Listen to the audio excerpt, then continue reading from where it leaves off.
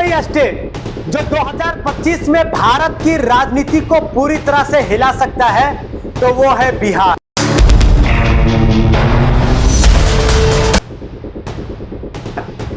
एक ऐसा राज्य जहां 13 करोड़ आबादी सिर्फ वोट नहीं देती बल्कि सत्ता के समीकरण को ही बदल देती है।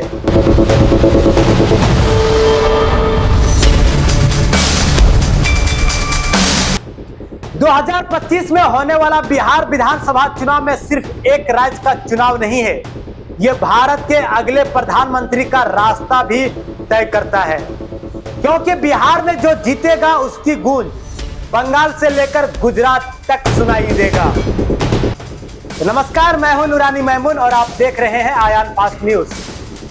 आज हम आपको बिहार चुनाव 2025 के बारे में डेटा एनालिसिस और फैक्ट के साथ पूरी कहानी समझाने वाले हैं, वो भी बिना किसी एजेंडे के। सबसे पहले हम बात करते हैं बिहार चुनाव इतना खास क्यों है।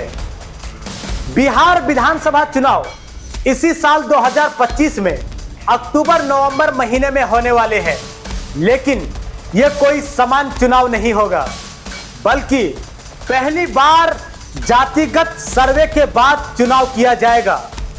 नीतीश कुमार की लोकप्रियता में गिरावट देखी जा रही है और नरेंद्र मोदी की जो करिश्माई छवि अब सवालों के घेरे में खड़ी है। वही तेजस्वी यादव और प्रशांत किशोर जैसे चेहरे नए राजनीति और नई सोच की बातें कर रहे हैं।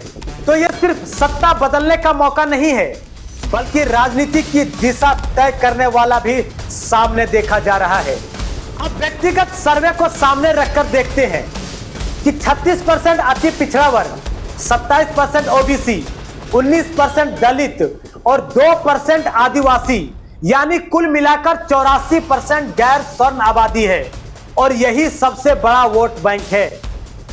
पूरे बिहार की राजनीति इन्हीं के इर्द गिर्द घूमेगी। अब बात करते हैं राजनीतिक खिलाड़ियों की। पहला, नीतीश कुमार और एनडीए। नीतीश कुमार ने सड़क और बिजली पर काम जरूर किया है, लेकिन बार बार गठबंधन बदलने से उनकी छवि अस्थिर नेता की बन गई है।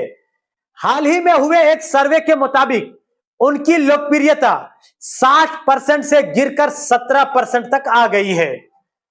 एनडीए में, जिसमें बीजेपी, जेडीयू, एलजेपी हम शामिल है, ये सभी पार्टी मिलकर 2024 के लोकसभा चुनाव में बिहार की 40 में से 30 सीटें जीती थी, लेकिन विधानसभा में समीकरण पूरी तरह अलग होते हैं। यह पूरा समीकरण अलग दिखाई देता है। बीजेपी अब नीतीश पर पूरी तरह निर्भर नहीं रहना चाहती है। 2024 के मंत्रिमंडल विस्तार में बीजेपी ने 36 में से 21 विभागों पर अपना खुद का कब्जा कर लिया है।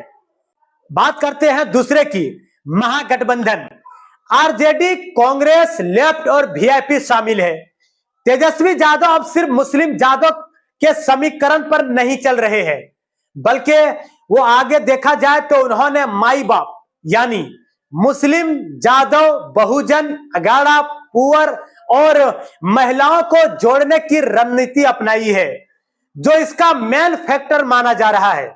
2024 के लोकसभा चुनाव में आरजेडी को सिर्फ 4 सीटें मिली थी, लेकिन कांग्रेस और लेफ्ट को मिलाकर गांव और देहात में पकड़ मजबूत है और यह धरातल पर दिखाई भी दे रहा है। जन स्वराज की पार्टी नया है लेकिन प्रभावशाली है। प्रशांत किशोर की पार्टी जन स्वराज ने 2024 के उपचुनाव में 3 सीटों पर तीसरा स्थान और 10% वोट शेयर हासिल किया था। पीके जाति मुक्त शासन की बात करते हैं, जो दिल्ली के पूर्व मुख्यमंत्री अरविंद केजरीवाल की पार्टी आम आदमी पार्टी की शिक्षा और स्वास्थ्य वाली लाइन से मिलती जुलती है। यही बात शहर में रहने वाले युवा और पढ़ा लिखा वर्ग उनके साथ तेजी से जुड़ रहा है। लेकिन असली परीक्षा इस बार है, क्या पीके को वोट भी मिलेगा या सिर्फ भीड़ तंत्र बनाई जा रही है।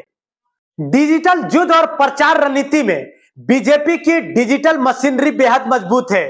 वहीं आरजेडी ने गांव में व्हाट्सएप नेटवर्क और महिला मंडलियों को सक्रिय किया है। कांग्रेस भी सोशल मीडिया पर इस बार ज्यादा एक्टिव है। मतलब 2025 का जो चुनाव सिर्फ रैलियों से नहीं बल्कि मोबाइल स्क्रीन से भी लड़ा जाएगा। अब सबसे बड़ा सवाल यह है कि मुद्दा क्या है? शराबबंदी, नीतीश का बड़ा फैसला, महिलाओं में प्रभाव, रोजगार, बेरोजगारी अब भी सबसे बड़ा मुद्दा बना हुआ है।